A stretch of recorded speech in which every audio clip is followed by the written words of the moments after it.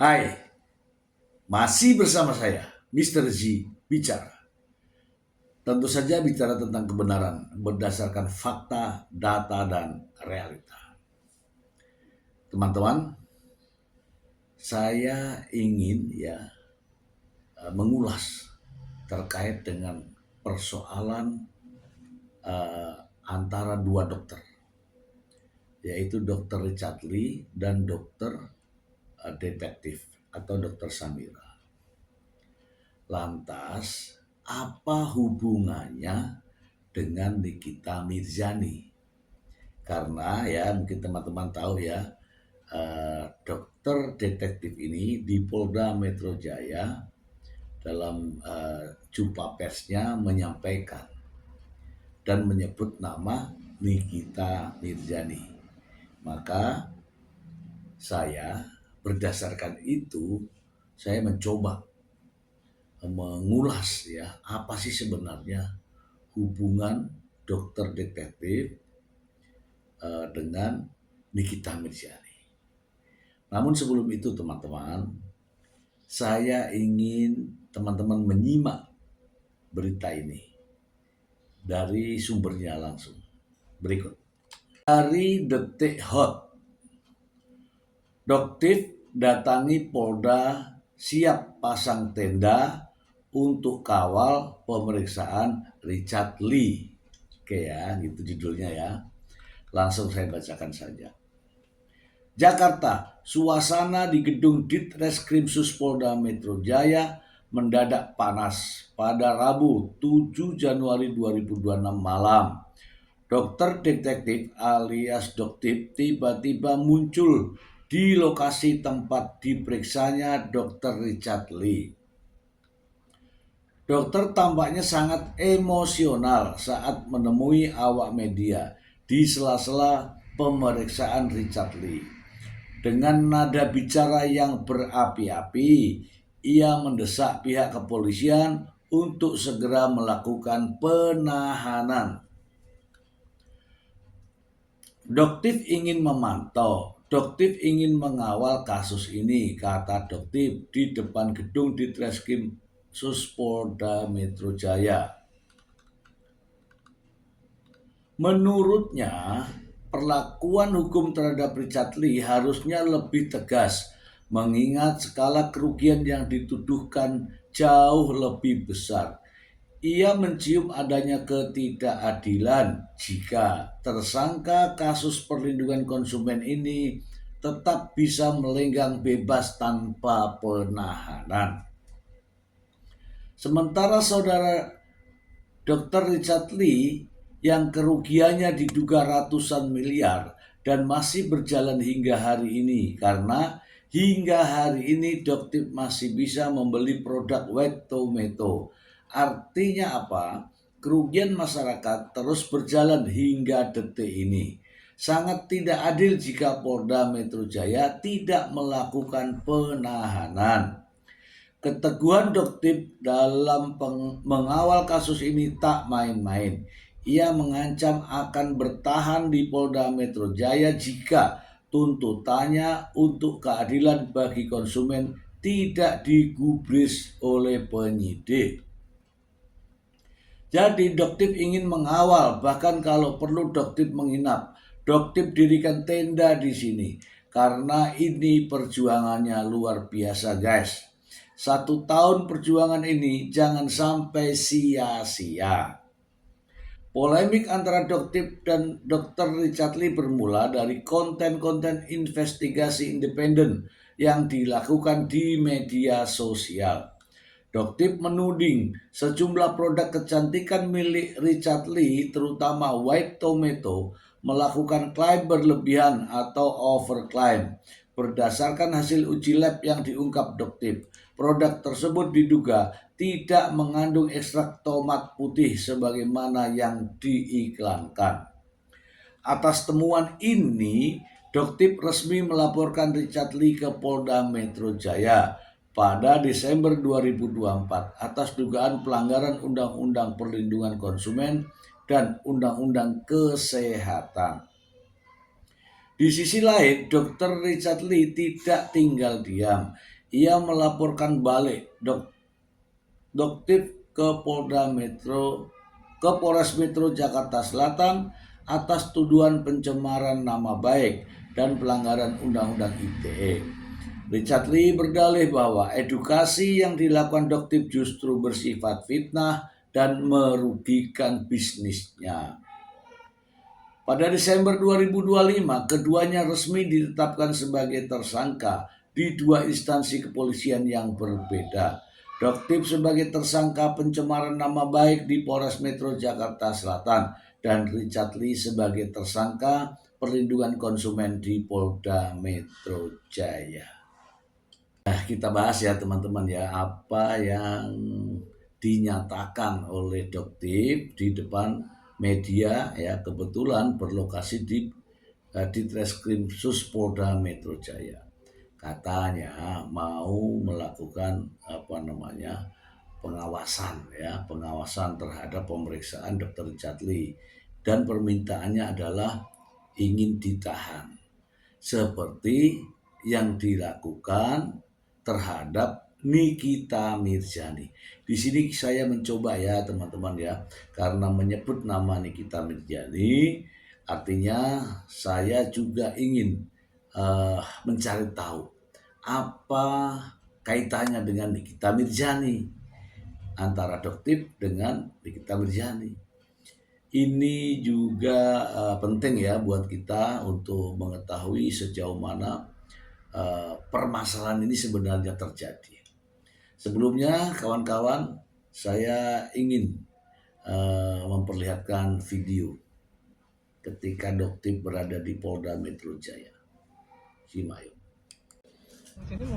Kerugian Doktif ingin memantau, ya di sini Doktif ingin memantau, Doktif ingin mengawal kasus ini. Sangat tidak adil, ya jika seorang Nikita Mirzani yang diduga ya merugikan DRG 4M dan berhenti tidak berkelanjutan langsung ditahan. Sementara saudara DRL yang kerugiannya diduga ratusan miliar dan masih berjalan hingga hari ini, karena hingga hari ini Doktif masih bisa membeli produk White Tomato. Artinya apa? Kerugian masyarakat terus berjalan hingga detik ini. Sangat tidak adil jika Polda Metro Jaya tidak melakukan penahanan. Tidak adil sama sekali. 4 tahun ratusan miliar VS-nya. Jadi benar-benar sangat nggak adil. Jadi Doktif di sini minta keadilan Polda Metro Jaya, Dirkrimsus, ya. Jadikan kamu TSK, ancaman di atas 5 tahun. Persekusi itu cuma setahun guys, ringan. Doktif akan lawan dia dengan di atas 5 tahun. Kalau SS ditahan jangan kaget ya guys. Untuk para mujahirnya jangan kaget ya kalau dia ditahan. Ada yang nangis-nangis soalnya, matanya bengkak kemarin guys. Panik dia, udah mulai panik sekarang semua. Setahun tapi ya Allah perjuangannya, Allahu Akbar. Ada yang nangis-nangis guys kemarin. Dah itu aja deh keluhnya, takutan kemarin. Udah mulai ketakutan. Udahlah bawa aja ya, jadi peringatan 1 tahun persekusi. Kita bertemu di Polda Metro Jaya. Ih seru. Tanggal sebentar. Tanggal berapa? Tanggal 17 tuh hari apa? 17 hari Sabtu. Oh nggak mungkin berarti. Oh berarti sebelum setahun lah, kurang lebih sebelum setahun lah. 15 kali ya? Mungkin, betul. Sebelum setahun persekusi, Doktif akan mendatangi Polda Metro Jaya untuk mengawal kasus PDP. Nah, di sini Doktif akan sendiri atau mungkin bersama dengan teman aja, nggak bersama dengan Teh Iptia. Ya, Teh Iptia yang dihinakan oleh babu-babu kamu itu, bencies kamu itu dihinakan. Ya, jadi Doktif akan nunggu kamu. Jangan lewat pintu belakang, lewat pintu depan. Jangan pakai masker. Ya, jangan cemen. Nanti kita akan ngawal kamu dari pintu depan dan pintu belakang. Jangan lari, ya. Berarti mau tanya, ya, siapa pemasok merkuri terbesar di Indonesia? Doktif akan kejar kamu. Supaya rantai merkuri itu terputus. Siapa yang masuk? Ya, Doktif pengen itu ditahan manusianya. Doktif akan kejar. Ya seperti kita ketahui ya bahwa dokter detektif ini pernah menjadi saksi di kasus Nikita Mirzani. Ya, kesaksiannya tentu saja menguntungkan Nikita Mirzani. Dan pernah juga ada VT, ada video TikTok yang mengatakan bahwa berkaitan dengan Sheila Sokya, Doktip juga menelpon Nikita Mirzani. Artinya ya teman-teman, ada hubungan dengan Nikita Mirzani. Gitu ya. Lantas apa hubungannya dengan Nikita Mirzani? Mengapa nama Nikita Mirzani disebut-sebut oleh dokter detektif? Oke, teman-teman, saya mengingat kembali bahwa ada putusan hakim dari Pengadilan Tinggi DKI Jakarta yang menyebut nama keduanya. Saya akan membacakan untuk Anda langsung. Teman-teman, saya ingin membacakan dari putusan Pengadilan Tinggi ya pada saat putusan banding kemarin, yaitu putusan nomor 255 Pitsus 2025 PT DKI. Ya, apa hubungannya dengan Nikita Mirzani? Saya akan membacakan ini ya, langsung ya, ini putusannya langsung saya singkat. Pada pertimbangan hakim, menimbang bahwa keberatan terdakwa terkait dengan terbuktinya dakwaan ke-1 tersebut dinilai tidak beralasan karena terbuktinya fakta-fakta mengenai perbuatan terdakwa yang dilakukannya bersama-sama dengan saksi Ismail Marzuki didasarkan pada alat-alat bukti yang sah dan cukup yang diajukan oleh penuntut umum di persidangan. Sedangkan alasan terdakwa bahwa pengiriman uang tertanggal 14 November 2024 sejumlah 4 miliar rupiah yang pertama dikirimkan sejumlah 2 miliar rupiah ke rekening BCA dengan nomor sekian atas nama PT Bumi Parama Wisesa dengan tambahan catatan Nikita Mirzani. Penyerahan kedua pada tanggal 15 November 2025 dilakukan di Waki One Bell Park Mall. Sejumlah 2 miliar rupiah diserahkan secara tunai oleh suami saksi korban bernama Dr. At-Taubah Mufid kepada saksi Ismail Marzuki. Dan selanjutnya saksi Ismail Marzuki menyerahkan langsung kepada terdakwa Nikita Mirzani di kediaman terdakwa. Dari fakta di persidangan terbukti bahwa penyerahan uang 4 miliar tersebut dari saksi Reja Gladys Pretianisari bukan dilatar belakangi adanya kesepakatan atau hubungan bisnis dengan terdakwa, akan tetapi penyerahan tersebut dilandasi oleh rasa tertekan akibat dari adanya review atas kandungan dari produk serum Fit C Booster Glenfiddich oleh milik saksi Reja Gladys Pretianisari yang dilakukan oleh Dr. Samira melalui akun TikTok miliknya, di mana Dr. Samira mengaku telah melakukan uji laboratorium mandiri dan memperbandingkan harga produk saksi Reja Gladys Pretianisari tersebut dengan produk lain yang sejenis dan menilai harganya terlalu mahal. Setelah adanya review dari Dr. Samira, terdakwa melalui akun TikTok @nikita_huruhara miliknya tertanggal 14 Oktober 2024 telah memberikan pendapat atau opini dan penilaian pribadi mengenai produk kecantikan saksi Reja Gladys Pretianisari sebagai produk yang antara lain menyatakan, tapi gue tahu mereka itu jual skincare gak ada fungsinya, overclaim isinya gak ada, cuman krim-krim tok. Tapi masa lu mau bohongin orang terus-terusan? Masa nanti ngelihat muka aslinya, mukanya abu-abu beruntusan dan lain sebagainya. Terdakwa juga menilai tampilan fisik dari saksi Reja Gladys Pretianisari dalam akun TikTok tersebut dengan mengatakan saksi Reja Gladys Pretianisari sendiri tidak pakai produk kecantikan. Itu mukanya itu dempulannya tebal dan kulit mukanya dan badannya tidak seputih yang kalian lihat di TikTok. Pada flexing aja kerjanya, gua gak ngerti. Tindakan terdakwa yang melakukan siaran secara live di akun TikTok @Niki Huruhara miliknya yang berisi konten penilaian pribadi dengan menuduh saksi Reja Gladys Pretianisari sebagai penipu, dokter abal-abal, produk overclaim dan overprice, dan ajakan agar tidak lagi membeli produk kecantikan yang dijual oleh saksi Reja Gladys Pretianisari. Siaran live melalui TikTok @Niki Huruhara dilakukan berlanjut oleh terdakwa pada tanggal 2 November 2024 dan 3 November 2024. Menimbang bahwa pembelaan terdakwa yang mengatakan bahwa penyerahan uang sebesar 4 miliar tersebut sebagai kesepakatan bisnis adalah tidak terbukti karena saksi Reja Gladys Pretianisari akhirnya menyerahkan uang tersebut bukan berdasarkan pada suatu kesepakatan bebas sebagaimana diatur dalam pasal 1320 KUH Perdata, akan tetapi didasarkan pada keterpaksaan untuk menghentikan terdakwa agar tidak lagi melakukan siaran live di akun TikTok miliknya dan menjelek-jelekan produk skincare saksi maupun reputasi saksi Reja Gladys Pretianisari sebagai dokter.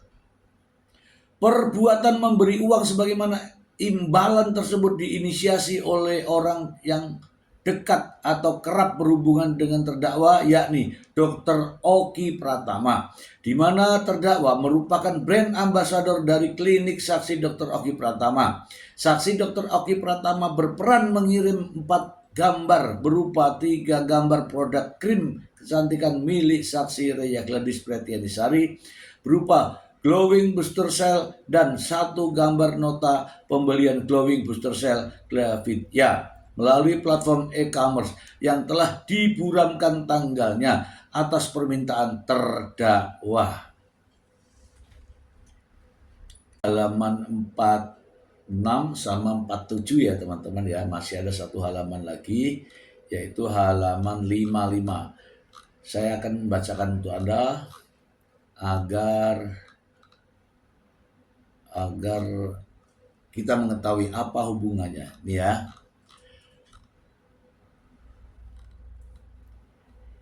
Ini ya, saya bacakan langsung ya. Keadaan yang meringankan. Terdakwa merupakan seorang ibu yang masih memiliki tanggung jawab terhadap keluarganya. Nah, yang di sini nih. Keadaan yang memberatkan.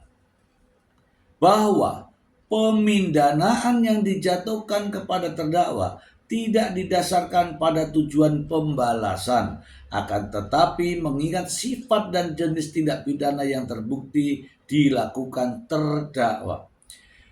Pidana yang dijatuhkan juga merupakan peringatan keras bagi masyarakat maupun pelaku digital konten atau para digital influencer agar tidak melakukan perbuatan yang sama di kemudian hari. Itu ya. Itu hubungannya di situ terhadap siapa namanya, dokter detektif ya, tidak melakukan review ya. Selanjutnya nih ya, simak baik-baik hubungannya. Bahwa tidak terbukti di persidangan terdakwa memiliki keahlian atau sebagai juru bicara dari lembaga yang kompeten atau sebagai ahli di bidang kosmetika dalam menilai kandungan atau substansi dari produk krim kecantikan, sehingga opini atau pesan yang terdakwa sampaikan melalui akun @Niki Huruhara aplikasi TikTok berpotensi menggiring opini publik atau viewer atau subscriber akun TikTok terdakwa untuk menghakimi sendiri suatu produk tanpa didasari hasil pemeriksaan penelitian dari lembaga yang kompeten melakukannya seperti BP POM yang sifatnya valid ya yang merugikan pelaku usaha. Bahwa kepopuleran terdakwa di ranah digital yang melakukan live di akun @Niki Huruhara miliknya melalui aplikasi TikTok dalam perkara ini dimanfaatkan terdakwa untuk memperoleh keuntungan yang dilakukan secara melawan hukum. Oke.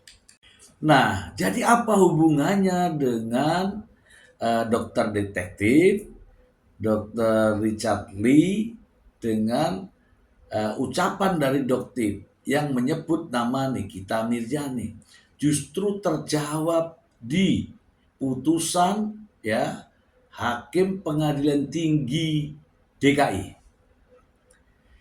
Di sini hakim menyinggung persoalan ya orang yang tidak memiliki kapasitas mereview produk milik orang lain yang bukan dari badan resmi yang telah ditunjuk oleh negara. Sekarang kapasitasnya dokter ini apa? Apakah kapasitas dokter ini sebagai ahli? Kapasitas dokter ini sebagai dokter? Kapasitas dokter ini sebagai pengusaha skincare? Atau sebagai influencer yang memiliki pengikut banyak sehingga mampu ya dengan opininya pribadi ya mempengaruhi para viewernya. Karena dokter sendiri bukanlah ahli atau orang yang berkompeten ya sebagaimana yang disampaikan oleh hakim tadi, yaitu bagian daripada BPOM. Nah, di sini ya teman-teman ya, di sini kelihatan bahwa dokter mereview itu pribadi. Kapasitasnya bukan sebagai BPOM. Begitu ya, teman-teman ya. Dan terkait kegiatan mereview produk yang dilakukan oleh dokter detektif alias dokter Samira ini nampaknya sudah tercium oleh BPOM dan BPOM sudah memberikan arahan agar dokter ini atau siapapun saja tidak melakukan review produk, apalagi terkait dengan persaingan bisnis. Disinilah kita mulai mendapatkan gambaran apa sebenarnya hubungan antara dokter ini dengan Nikita Mirzani. Nampaknya ya tidak jauh beda ya. Jadi mereview kemudian menjatuhkan produk tersebut dengan kalimat overprice, overclaim dan sebagainya. Dan justru saya mendengar ketika dokter ini sering mereview produk milik orang lain, produk merek lain, rupanya produk dokter sendiri juga ditegur oleh BPOM, ditarik oleh BPOM, katanya sih 4 produk. Ini kan jadi aneh ya, dilema ya. Kalau dikaitkan dengan nekatnya dokter katanya mau pasang tenda, ini sungguh aneh ya. Dan saya pribadi ya teman-teman, saya pribadi dengan melihat fakta-fakta ini bukan sekedar kasus biasa. Ini adalah persaingan usaha tidak sehat Ini adalah persaingan bisnis. Ini adalah persaingan dagang. Tentu saja seandainya saya memiliki wewenang untuk itu, saya akan melakukan tindakan-tindakan terkait dengan persaingan usaha tidak sehat. Itu saja dari saya, semoga informasi ini bermanfaat untuk kita semua. Terima kasih. Bye.